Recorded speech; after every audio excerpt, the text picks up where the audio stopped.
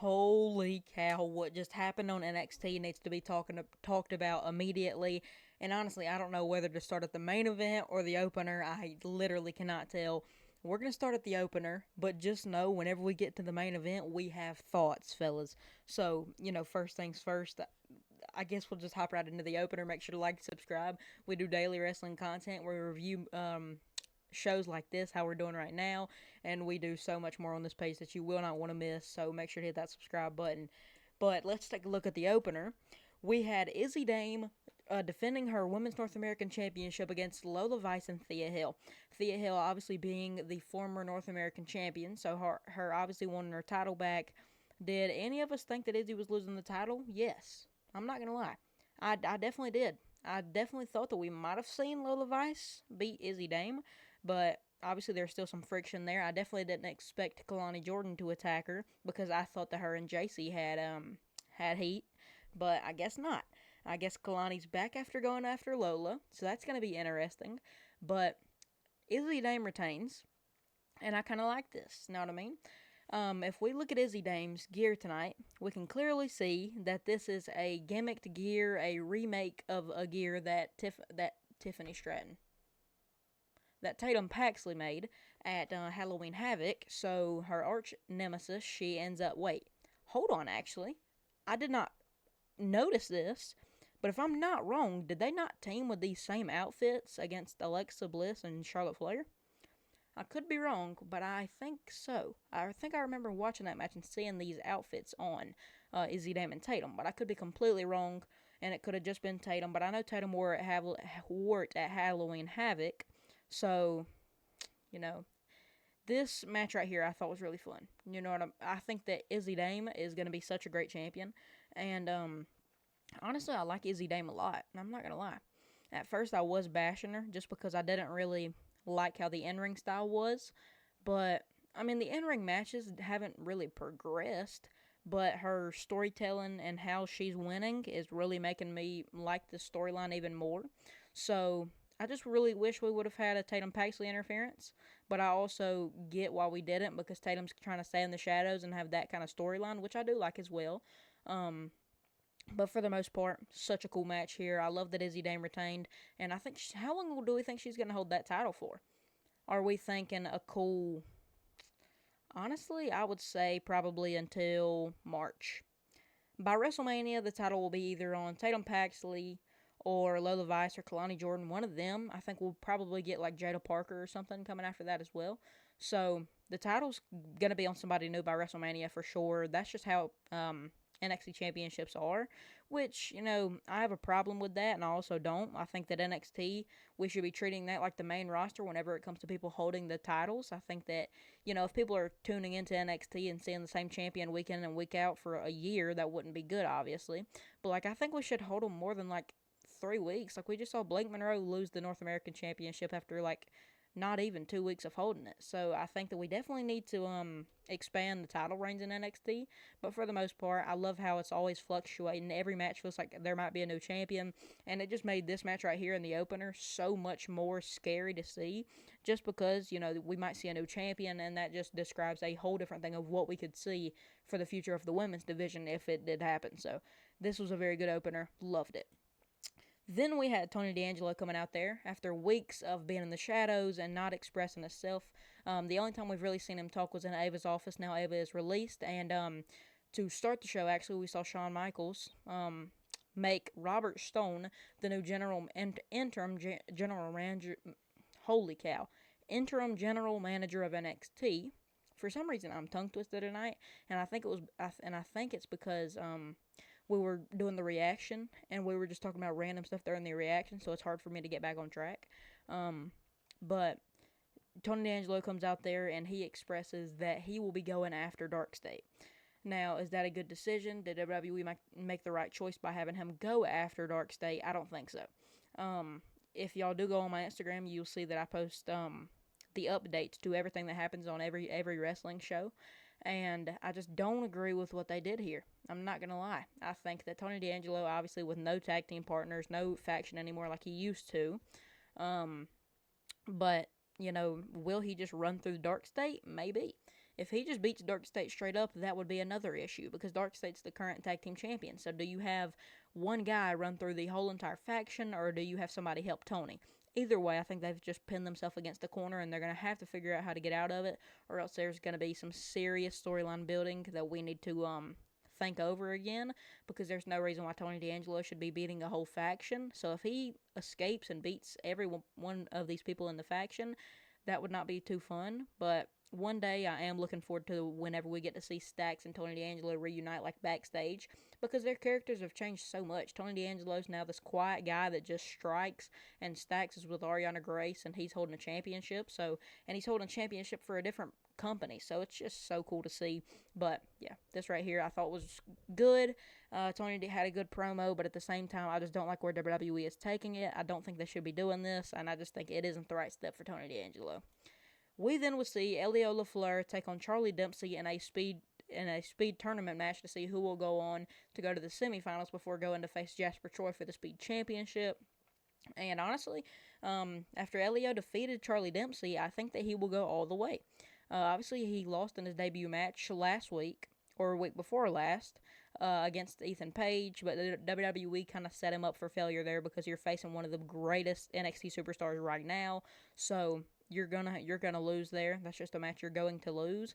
But he put up a great match, and a match that I've went back and rewatched, and it is just so good, man. So I've watched it about 2 or 3 times, and it gets better every time I watch it. So I'm really in love with Elio's in-ring style and what he did against Charlie Dempsey. I'm not a huge fan of Charlie Dempsey's in-ring work, but they were beating the crap out of each other. So, such a good match. I love the match here. I think that it's awesome. Obviously, we have Josh Briggs versus Eli Knight to see who will face Elio LaFleur in the semifinals. I think that obviously we may be able to see Eli Knight advance after Eli lost in his match last week. I think that we should be able to see him advance here. But I don't know. That's something we're going to have to figure out next week, but also having Josh lose 2 weeks in a row would not be too good. Obviously, Eli Knight losing to Sean Legacy last week, and then Josh Briggs losing to Shiloh Hill. Both are coming off a loss. It's going to hurt both of them, especially Eli Knight, just because he's just now new into NXT. But it's going to be very interesting to see where that lands, but it's going to be super, super fun to watch. But yeah, Elio LaFleur is going to be going to the semifinals, and then maybe be facing Jasper Troy. I don't know how he's going to beat Jasper Troy in 3 minutes. You know, whenever you do fight a bigger guy as a small guy in WWE, they sometimes tend to make it a longer match just so you can be able to, beat him down a little bit. But it looks like they're going to have Elio LaFleur go to the finals, which that's my prediction, and I just don't know how he's going to beat him in 3 minutes. So however they do it, I will be really impressed. We see Jacy Jayne come out there and obviously show some displeasure after being eliminated in the Royal Rumble by Sol Ruca. She would call out Sol Ruca, but instead she would get Kendall Gray and Ren Sinclair, as well as the rest of Zolruka, which Zolruka is still having problems. And we'll obviously talk about that. And I will talk about the match right now, honestly. Earlier in the night, we would see Zarya and Sol Ruca face Heather by Elegance and M by Elegance, the Elegance brand, for the TNA Knockouts World Tag Team Championships, which they would lose. And that coming from Sol Ruca accidentally hitting Zarya with a Soul Snatcher. So, I'm mad about this, really. Because I just, I've always said it. And I get what they're trying to do with Zarya. I know what they're trying to do. They're trying to have Zarya be this tough person that's just going to run through the division, but she doesn't have the pull. You know what I mean? Like, the Performance Center tonight made me have hope for Zarya on her own, but the Performance Center doesn't show up like this every single week, which is so weird. But when they had the wave going tonight, they were super loud whenever Kendall came out, so oh my goodness. I mean, they're loud for Sol during her match. They were booing Jacy like crazy. The Performance Center was bumping tonight. But it's not always going to be like this. So, Sol and Zarya end up losing and not winning the tag titles, which Zarya said before the match that this was the match she really wanted to win. So, they didn't win that. Then they come out here, and Robert Stone makes a match for next week where it's Zarya and Sol Ruca versus Ren QCC, where it is Kendall Gray and Ren Sinclair. And whoever gets the pin will go on to face Jacy Jayne in 3 weeks, which I believe to be Vengeance Day. There is no date or venue for Vengeance Day that has been announced, but it's going to be coming up really soon because half of the Vengeance Days that have been a thing have always been in February, and then we obviously have Roadblock. So with Roadblock being announced, I would be really happy to see Vengeance Day be in 3 weeks. I think that would be really nice. But yeah, it's going to be interesting. I'm really excited to see who they pick. I would like to see another rematch between Kendall Gray, obviously because she got screwed over the first match. And what a match that was. That's still one of my favorite matches that I've seen in a hot minute. Kendall Gray is so good. She is so good. But also, it would be a very good match in Sol Ruka versus JC Jane. It's a match we've been wanting for a while, and Sol's been trying to get into that world title picture after losing the North American Championship due to Zarya. So WWE's putting a lot of time and effort into breaking up Zaruka, but one of my main things, I just don't want to see Ren Sinclair or Zarya win the match next week and go on to face JC Jane. That's just not what I'm looking to see. I would way rather it be either Sol or Kendall, which means it's going to be a good match anyway. So let's hope they don't pull the trigger on Zarya, because we know that's not going to be an appealing match as far as it goes for Kendall and Sol.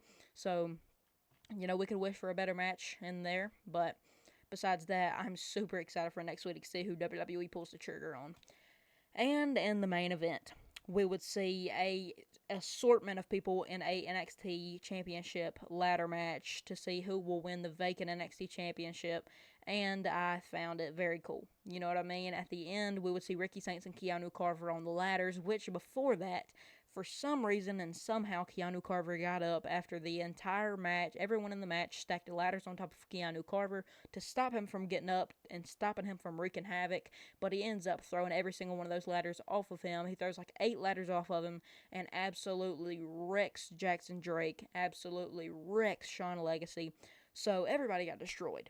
But then, to end the match, we would see Ricky Saints and Keanu Carver on the ladders, where Ricky would kick Keanu through a ladder, and then Joe Hendry would get up behind Ricky Saints and kick him onto another ladder, which I hope that Ricky Saints is okay. It's the same with Keanu Carver. They both had really hard bumps. You could tell Keanu was a bit cautious, but as far as it goes for Ricky Saints, he landed on the ladder and then came back right up, and it looked like the ropes hit him on his mouth, so we don't know if there's any injury on that yet. Obviously, I'm recording this directly after NXT, so I hope Ricky's okay. But as far at least we know where it came from if he is injured. But Joe Hendry would end up winning the NXT Championship, and it is super ironic because before this match, Joe Hendry was talking about how he hasn't had a championship in 7 months. Obviously, that's since losing to Trick Williams for the TNA title.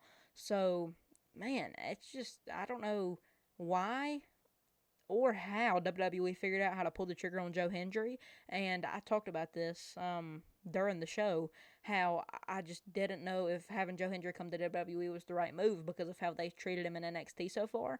And if they're already having trouble putting a title on him in NXT, I just don't think the main roster is going to work out. So I would be really shocked if they do great things with him on the main roster, but that's obviously in the far future.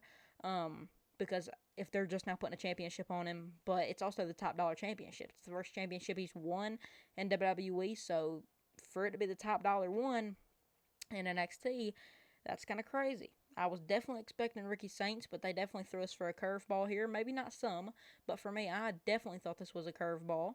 But I'm super excited to see where it leads. I'm excited to see who we can see Joe face, but obviously my only thing is the matches we're going to be able to see. The storylines and promos of Joe Hendry is fairly good, but whenever it comes to matches, I'm not a huge fan of Joe Hendry in the ring, so I definitely would have preferred, a Ricky Saints or a Keanu Carver to win the NXT Championship, just from a fan standpoint whenever it comes to matches, because I do enjoy Keanu Carver and Ricky Saints matches more than I do Joe Hendry, but if he's going to level up his game and really come to a different and be different and during this NXT Championship run, I think it could be really great. But NXT was so special tonight. I don't know what it was about it. The card looked really good. We had so many championship matches. So y'all let me know down below which match was your favorite and also what you think about Joe Hendry winning the NXT Championship, because I definitely know that it threw us all for a curveball. But let me know down below what y'all think, and I will see y'all boys in the next one. Deuces.